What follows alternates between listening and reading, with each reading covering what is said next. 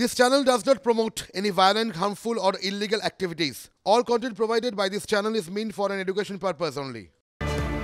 সন্দেশখালীর ঘটনা শুধু কিন্তু রাজ্যের গণ্ডিতে আটকে নিয়ে আছে। বলুন তো, এই কদিন আগে ওই জায়গাটার নাম খুব বেশি কি কেউ জানতো? কিন্তু গোটা দেশে এখন এই নিয়েই চর্চা হচ্ছে। চর্চা হয়েছে বিজেপির জাতীয় সম্মেলনেও। রাজনাথ সিং থেকে অমিত শাহ, সন্দেশখালী যে এবারের ভোটে বিজেপির অন্যতম হাতিয়ার, তা এক কথায় স্পষ্ট।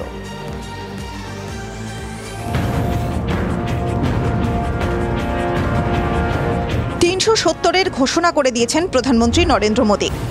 বাংলায় ৩৫-এর টার্গেট বেঁধে গিয়েছেন কেন্দ্রীয় স্বরাষ্ট্রমন্ত্রী অমিত শাহ। বিজেপিকে ৩৭০-এ পৌঁছতে হলে বাংলায় আগের বারের থেকেও ভালো ফল করে দেখাতে হবে। এই সরল সমীকরণ তো কোলের ছেলেও বোঝে। প্রশ্ন হচ্ছে, মমতা বন্দ্যোপাধ্যায়ের রাজ্যে এই অসাধ্য সাধন হবে কি করে? বিজেপির জাতীয় কর্মসমিতিতে এ নিয়ে আলোচনা হবে না, তা কি হয়? বাংলার গ্র্যান্ড সিচুয়েশন বিজেপির কেন্দ্রীয় নেতাদের বোঝা জরুরি। তাই হাসপাতাল থেকে ছাড়া পেয়েই শনিবার দিল্লি গিয়েছেন বঙ্গপদ্ম সভাপতি সুকান্ত মজুমদার। আর শনিবার রাতেই রাজনাথ সিংয়ের মুখে সন্দেশখালীর প্রসঙ্গ স্পষ্ট করে বললে রাজ্য সরকারের নিন্দা। हमारे इस देश में एक राज्य है वेस्ट बंगाल, क्या हो रहा है वहां? नारियों के साथ किस प्रकार का जुल्म ढाया जा रहा है, उनकी इज्जत और असमत के साथ खिलवाड़ किया जा रहा है। पश्चिम बंगाल की संदेशखाली में जो कुछ भी हुआ है, और हमारे कार्यकर्ता जिस बहादुरी के साथ इस जुल्म और अत्याचार के खिलाफ लड़ रहे हैं, मैं अपने वेस्ट बंगाल के कार्यकर्ताओं का अभिनंदन करना चाहता हूं। और इस प्रकार की घटनाएं मैं समझता हूं सभ्य समाज के मस्तक पर कलंक है। রাজনাথ সিং বিজেপির আমলের নেতা। মমতা বন্দ্যোপাধ্যায়ের সঙ্গে পুরনো পরিচয়, ব্যক্তিগত সম্পর্ক অত্যন্ত ভালো। সেই রাজনাথ যদি সন্দেশখালীকে সভ্য সমাজের মুখে কলঙ্ক বলেন, বার্তা স্পষ্ট। বিজেপি বাংলায় সাফল্যের চাবিকাঠি পেয়ে গিয়েছে। রবিবার কেন্দ্রীয় স্বরাষ্ট্রমন্ত্রী অমিত শাহের বক্তব্যেও বাংলার হিংসার প্রসঙ্গ। बंगाल सैकड़ों कार्यकर्ता मौत के घाट उतार दिए गए। हमेशा चुनाव में धांधली, घपलेबाजी और हिंसा होती रही। किसका वहां राज है? ममता दीदी का राज है, इंडिया अलायंस का राज है। রাজ্যে এসে মমতা বন্দ্যোপাধ্যায়কে হীরক রানী বলে গিয়েছেন অমিত শাহ। জাতীয় কর্মসমিতির বক্তব্যে স্পষ্ট, মমতা বন্দ্যোপাধ্যায়কে এবার থেকে সরাসরি নিশানা করবে বিজেপি। तृणमूल कांग्रेस के मंत्रियों के घर से अनेक करोड़ रुपया, 55 करोड़ तो एक ही स्थान पर से, अनेक करोड़ रुपयों का, सैकड़ों करोड़ के घोटाले बाहर है।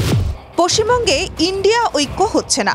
তৃণমূল নেত্রী স্পষ্ট করে দিয়েছেন ৪২টি আসনেই ঘাসফুল প্রতীকে প্রার্থী থাকবেন।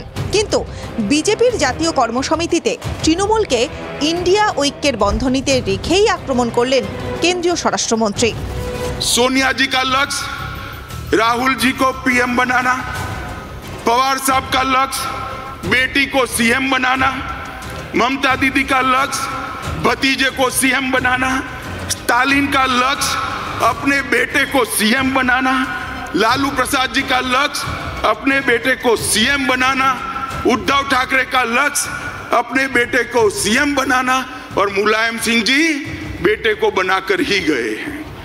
अब मुझे एक बात बताइए कार्यकर्ता भाइयों बहनों, जिनका लक्ष्य ही अपने बेटे बेटी भतीजों का कल्याण हो, वो गरीब का कल्याण कर सकता है क्या? कभी नहीं कर सकता। জোট দানাই বাঁধেনি, তাও মমতা বন্দ্যোপাধ্যায়কে ইন্ডিয়া ঐক্যের সঙ্গে জুড়ে কেন নিশানা করছে বিজেপি? কারণ পরিষ্কার, সন্দেশখালী সহ তৃণমূল সরকারের বিরুদ্ধে যাবতীয় অভিযোগের দায় বিরোধীদের ঘাড়েও চাপানো। বাংলার পরিস্থিতি নিয়ে এবার দেশ জুড়ে প্রচার চালাবে বিজেপি। সন্দেশখালী জাতীয় ইস্যু হবে, বুঝিয়ে দিল বিজেপির জাতীয় কর্মসমিতির বৈঠক। Bureau report, TV9 Bangla. সন্দেশখালীর ৪ জায়গা থেকে উঠল ১৪৪ ধারা। ১৯টি এলাকার মধ্যে ৪টি এলাকা থেকে উঠল ১৪৪ ধারা। পুলেপাড়া, আতাপুর, দাউদপুর, গোপালের ঘাট থেকে ১৪৪ ধারা প্রত্যাহার। ২ নম্বর ব্লকের ১৫টি জায়গায় এখনও রইল ১৪৪ ধারা। ২১শে ফেব্রুয়ারি পর্যন্ত ওই ১৫ জায়গায় জারি থাকবে ১৪৪। বুধবার বেলা ১২টা পর্যন্ত জারি থাকবে ১৪৪ ধারা। আপনাদের যে কোনো সমস্যা বা কোনো অভিযোগ থেকে থাকলে এই ক্যাম্পে এসে যোগাযোগ করতে চৌমাথা যাত্রী সেট। অতএব আপনাদের যে কোনো সমস্যা বা কোনো অভিযোগ থেকে থাকলে এই ক্যাম্পে এসে জানাতে পারবেন।